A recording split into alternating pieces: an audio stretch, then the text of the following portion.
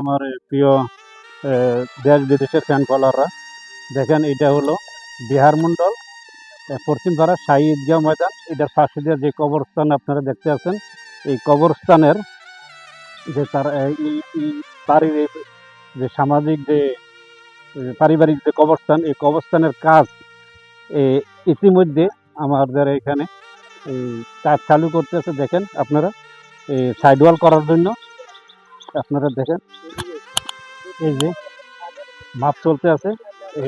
রাজমিস্ত্রি আসছে এই জায়গায় কাজ করার জন্য, কাজ ওনারা মাপতে আছে। আর এখানে আমাদের একজন কোরআনের হাফেজ লোক এই জায়গায় আসতে উপস্থিত। ওনারার এক অবস্থান, ওনারা এখানে এই কাজ ইতিমধ্যে চালু করতেছে।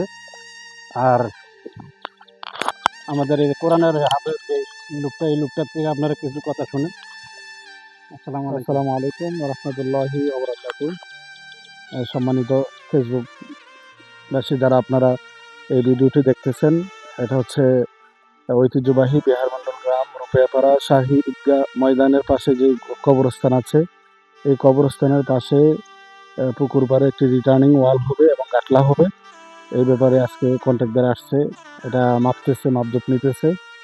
তো আমাদের যে জলিল কাকা এটা নিয়ে অনেক পরিশ্রম করতে আছে। আপনারা সবাই যারা ভিডিওটি দেখবেন, শেয়ার, লাইক, কমেন্ট করবেন এবং দোয়া করবেন ওনার জন্য।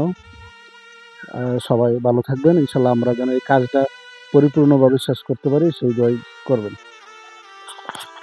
ধন্যবাদ টাইমকে, কোরআনের হাফেজ ভাতিজা। তো সবাই দোয়া করবেন এই কাজ যাতে সম্পূর্ণ ইনশাল্লাহ এরা করতে পারে। তো সবাই ভালো থাকবেন। আল্লাহ হাফেজ।